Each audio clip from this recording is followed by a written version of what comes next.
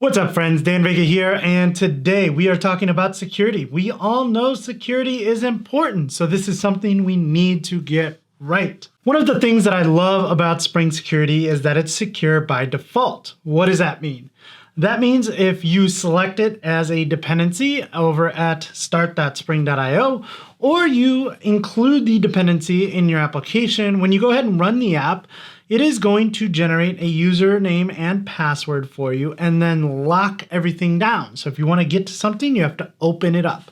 Secure by default. I love that approach. It really helps us make sure that we are keeping a lid on our applications. So that's great. But as soon as you need to customize it for your application, then you're going to need to override that configuration. We do that in a new way. We've talked about this on the channel in the past by creating a bean of type security filter chain. As the requirements for your application continue to grow, this configuration can get convoluted. So there comes a point where you might want to split this configuration out into multiple configurations. And that's exactly what we're going to take a look at today. So first we need to understand the why. Why would we want to have multiple configurations? And we'll do that by taking a look at two examples. So we'll head over to start.spring.io. We'll create a brand new project. We'll do a little setup, and then we'll go into the Spring Security configuration. And then we'll talk about creating multiple Spring Security configurations. In this example, we'll take a look at 3 and talk about why we did each one of those. So I'm excited about this. Again, security is such an important part of our application development. Spring Security gives us a lot of power to do some amazing things. So what are we waiting for? Let's head over to start.spring.io and create our app. All right, so we're going to create a new project here at start.spring.io. I'm going to choose Maven as my build tool. I'm going to use Java. We're going to use the latest version of Spring Boot, and I'm going to fill in some metadata here. We'll call this multiple Spring Security configurations, or MSSC for short. We're going to go ahead and use Java 17, and we're going to need a few dependencies. So we're going to need web. We are going to use Spring Security, but I'm actually going to leave that off for a second because I want to show you just a little bit of what comes out of the box before we do anything with Spring Security. So I'm also going to use Spring Data JDBC. With that, I will need a database. So I'm going to choose H2. And with that, I think we have exactly what we need. I'm going to go ahead and generate that project, and we'll go ahead and open that up in IntelliJ. You can open it up in whatever IDE you're most productive in. All right, so I'm going to get started here. I'm going to refactor this. I just like to name this application. I'm just crazy. Don't mind me. So here in my project, I'm going to start off by creating a new record. So I'm going to create one called, let's put it in a model package, and I'll create a new Java class. We'll create a new record called post. And this is just because I need something in the application to model after. We're going to annotate this ID with @ID. So this is going to be integer ID, string title, and string content. So I've used this domain a lot lately. I'm just going to kind of breeze through some of this because this isn't the security stuff. I just want to kind of set something up so that we can go ahead and configure Spring Security. Now that I've done that, I'm going to create a new repository. We're going to put this in a repository package. We're going to call this the post repository Dan, and this is going to be an interface that extends the list crud repository. This is going to be post and integer.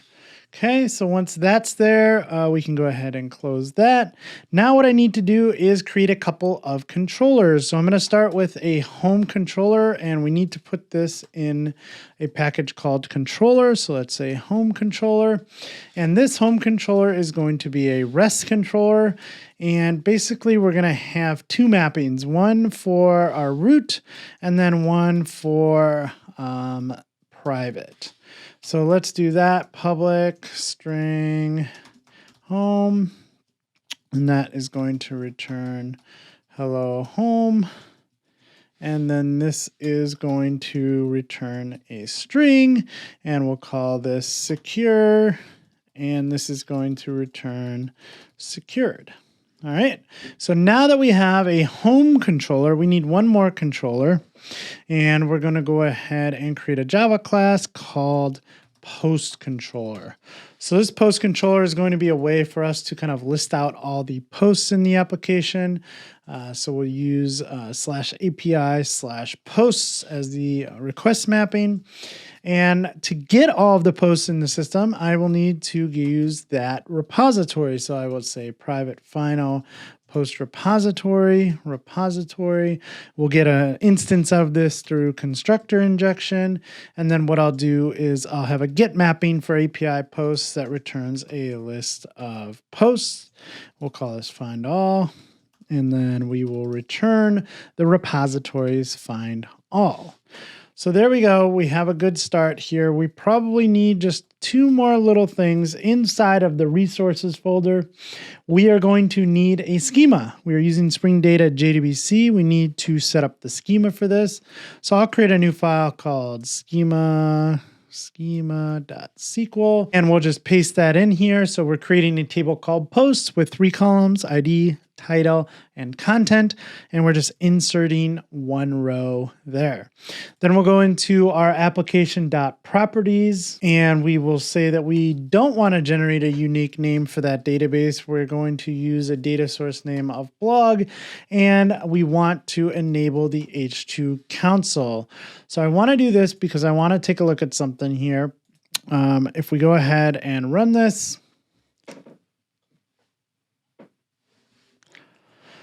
and we head over to localhost 8080/H2 console.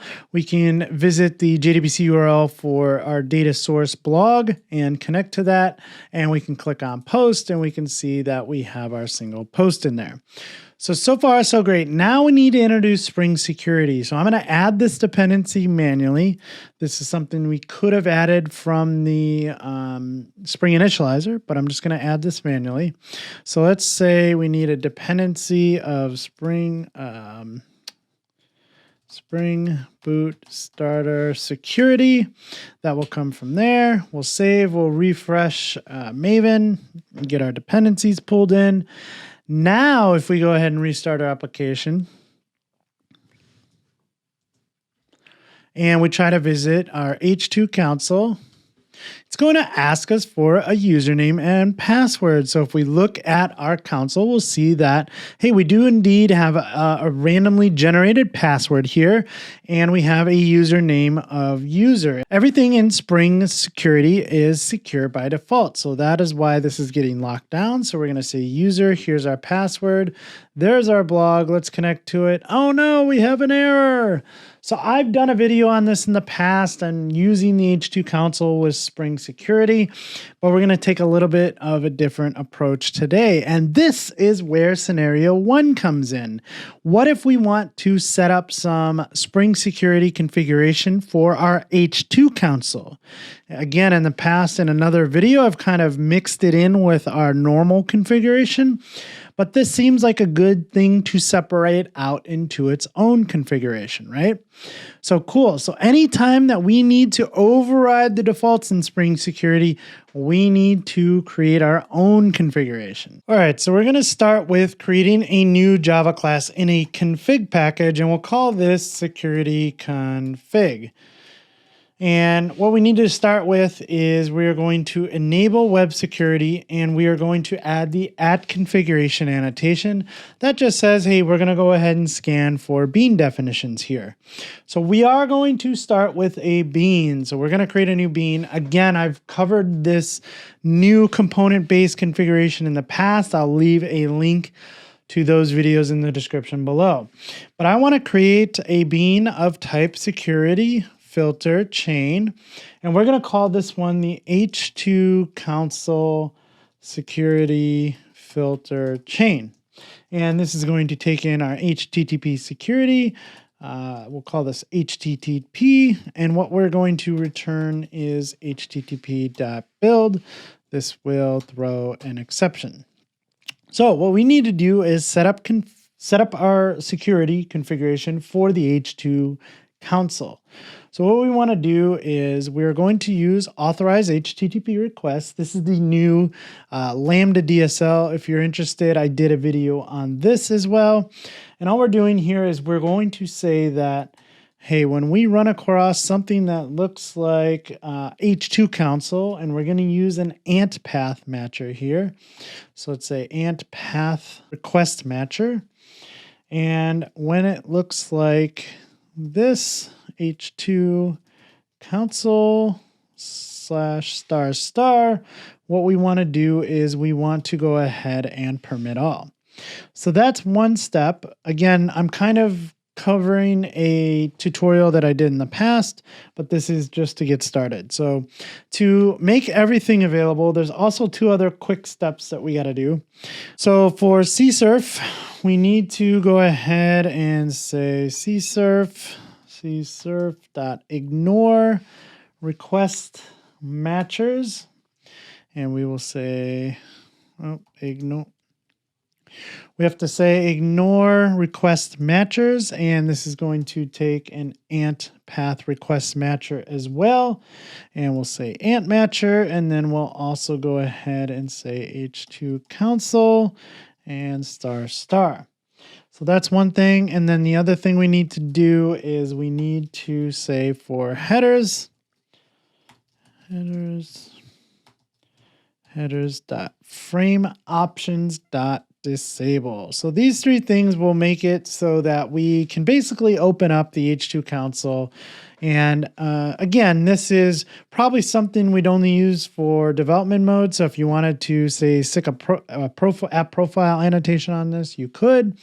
But let's go ahead and see if this works. What I want to do is go ahead and rerun the application and go back to our application here and go ahead and say H2 console. Now you see we didn't have to log in there, so that's a good start. Can we connect to this? We can. Can we run something like this? We can. So if your configuration looks like this, you should be able to do that as well. So that is our H2 console security filter chain. So that is, like I said, keeping everything revolving around the H2 console in one configuration. Now I have another requirement. I want to make sure that anything under /API, so that'll be /API/posts, I want to make sure that they are authenticated and you can log in with something like HTTP basic, right? So how do we do that? So we're going to define another bean here. Again, this is just a security filter chain. We're going to call this one the API security filter chain. This is going to take in our HTTP security, and we are going to return http.build, and this is also going to throw an exception. All right, so now what we want to do is we want to kind of distinguish this one from this one. So we'll come back to that in a second. But what I want to do is just build this out, and then we'll take a look at the problem and fix it. So again, we can say authorize HTTP requests, right? We're using this new Lambda DSL, and all we're saying here is, hey, anything that comes in under, let's say something like /API// I want you to make sure that it is authenticated, right? So if it's authenticated, we also want to make sure that we turn session management off. We are not using session management for this, so I would say session create policy, and we'll set this to stateless. All right, so now that we have that, now we can say that we are going to protect this with something like HTTP basic. So I'll say with defaults, and I'll statically import that. Now this is just an example because in a real world, you might lock this down with, say, something like the OAuth 2 resource server using something like JSON Web Tokens. Again, I've done videos like this in the past, but I want to keep this simple, so I'm just going to kind of use HTTP basic here. Okay, so we have that, but if we were to run our application, I mean, we could check it out, but if we were to run our application, what do you think would happen? It doesn't really know which one it should be used. So let's go ahead and check this out. So if we go ahead and run this, and we go back over here and we visit the H2 console, it's asking us to log in. Why is that? That doesn't make a lot of sense, right? Like, hey, we want to make sure the H2 console is available at everything. Why is this one running? So when Spring Security sees this, again, the way Spring Security works is there's this filter chain. This one has ended up getting running first. And hey, once it matches something, it's matched something. So it is using HTTP Basic as the login. So there is one thing that we could do to this. We could come in here and say at order. We can change the order now and say, I want you to run this one first. So let's go ahead and try that. And if we run that, we can see that we can now connect to that and everything is working. So that's one thing I wanted to introduce here, which is the at order annotation, which allows you to kind of specify which order these configurations will run in. But I'm going to remove that for now because I also want to introduce you to something else. And that is the security matcher. So let's look at the security matcher here.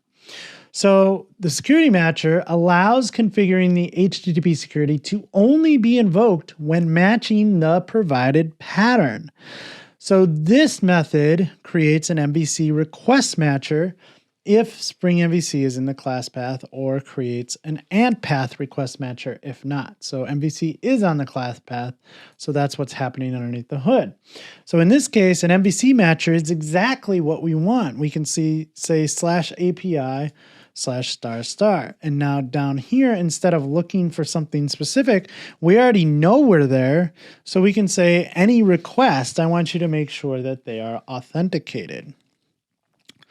Similarly, down here, I might want to say at security matcher. Now I don't want to just use the path because we saw from the documentation that that's going to create an MVC matcher, and we actually want an ANT path request matcher here. And what we'll do is we'll say ANT matcher, and this is going to be H2 console ***.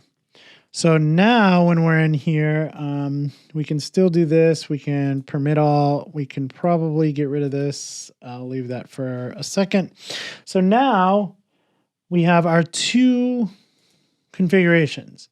But again, we want to be very specific with what order they are running in. So we want to say that this one is going to be first, and then this one is going to be second. So let's say order is 2. So now let's see if we can go ahead and run this. And we'll copy this because I'm actually going to try and log in if everything works. And so let's do the H2 console. Can we get to the H2 console? We can. Can we just connect? We can. Can we run our posts? We can. Okay, so now let's see if we can go ahead and go to API/posts. And it's asking us for an HTTP basic login. I'm going to say user and that randomly generated password. And cool, I can sign in. I can also go to, let's see if home is there. And then let's see, we have a secured, or what do we call it? Private. And I'm indeed logged in, so I can see that. Okay, so far so good. Now what I want to do is introduce you to another reason why you might want to have this. So I might want to create now even a third configuration. What if I wanted to say for /home, I'm going to permit all, like I want anybody to be able to get to the home route, but if they visit anything else, so that is our /private, I want to go ahead and make sure that they log in with a form login. right? So the form login versus the HTTP basic login is just the simplest ways that I can do this in this video without making this even longer. But you can imagine a scenario where maybe you did have some form login for some type of, template-driven application, and then you had an API that is going to be secured using something like OAuth2's resource server and using JWTs or something like that. So that is kind of the example that I'm cooking up here. So now I need to consider create a third security filter chain. So I'm going to say bean security filter chain, and we're going to call this just the normal security filter chain. So again, we're going to take in HTTP security, HTTP, we're going to return http.build, and we will throw an exception. So here what I'm going to do is I'm going to now authorize HTTP requests. I'm going to take in that auth, and we are going to set up a couple things. So I am going to add the order to this, but I don't think it's that necessary because I think it would just fall down to this one. But I may have to double check that. So now that I have this, I want to say that let's set up a request matcher for our root endpoint. Go ahead and permit all. You don't need to be logged in to view that. Anybody can get to that. I also want to say auth.any request. I want you to go ahead and be authenticated because that will tell us that, hey, when you go to /private, instead of logging in using HTTP basic as we did before, it should now present us with a form login. So let's say form login with defaults and app build. Now, before running this and seeing an error, I will show you something that I came across as I was preparing for this demo. You are going to run into an error if you don't fix this. And this is specifically with just the way that we're doing something here.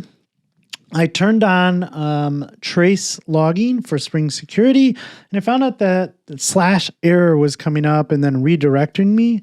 So a quick fix for this is to just say, hey, if we come across a /error, I want you to go ahead and permit all for that as well. Okay, so with that, I'm going to rerun my application. We have our password here.